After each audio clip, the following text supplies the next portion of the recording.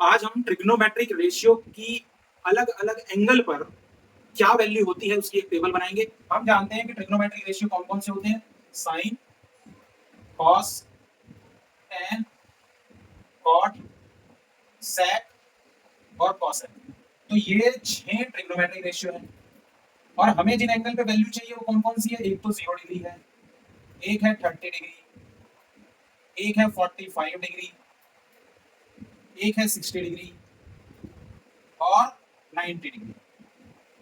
अब हमें इनकी वैल्यू चाहिए, अलग अलग ट्रिग्नोमेट्रिक रेशियो की वैल्यू बनाने की सबसे जो आसान ट्रिक है वो ये है कि आप पहले सबके नीचे 0, 1, 2, 3, 4 लिख लें और सबसे बड़ी संख्या से सबको डिवाइड कर दें, डिवाइडेड बाय 4 कर दें सभी को, और फिर इस पे लगा दें रूट।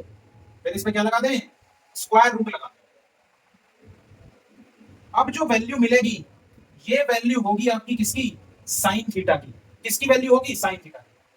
और अगर आपको साइन थीटा की वैल्यू याद है तो आप पूरी टेबल बना सकते हैं।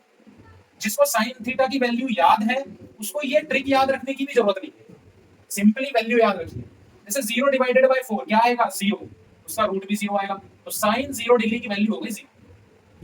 1 का रूट 1, 4 का रूट 2, तो साइन 30 डिग्री की वैल्यू क्या हो गई, 1/2। रूट 2/4, 2/4 होता है 1/2, और 1 का रूट 1 और 2 का रूट में ही रह जाएगा। 3 का रूट 3 और 4 का कितना हो जाएगा, 2। 4/4 1, 1 का रूट 1। तो साइन 0 डिग्री की वैल्यू 0, साइन 30 डिग्री की वैल्यू 1/2, साइन 45 डिग्री की वैल्यू 1/2, साइन 60 डिग्री की रूट 3/2, साइन 90 डिग्री की वैल्यू 1।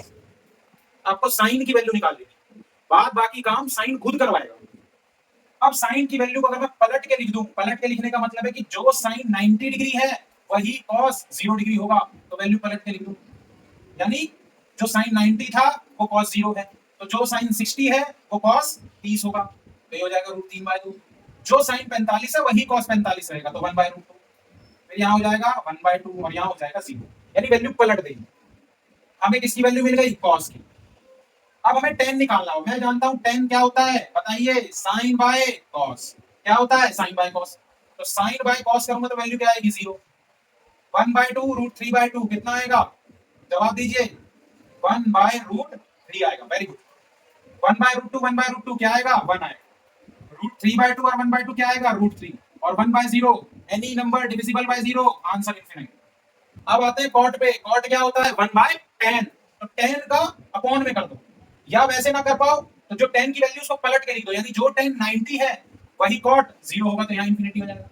अदरवाइज 1 के बटे में 0 लिखूंगा तो भी इनफाइनाइट आएगा। 10 का रेसिप्रोकल करूंगा तो √3 आएगा। अदरवाइज ऐसे समझ लो कि जो 10 60 है वही कॉट 30 होगा। 45 पर दोनों की वैल्यू सेम रहेगी, ये हो जाएगा 1/√3 और ये हो जाएगा 0। क्लियर है।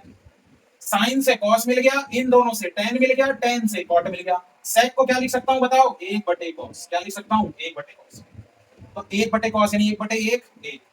√3/2 का रेसिप्रोकल 2/√3, 1/√2 का रेसिप्रोकल √2, 1/2 का रेसिप्रोकल 2, 1/0 का रेसिप्रोकल नॉट डिफाइंड। समझ में आ रहा है कि नहीं आ रहा है।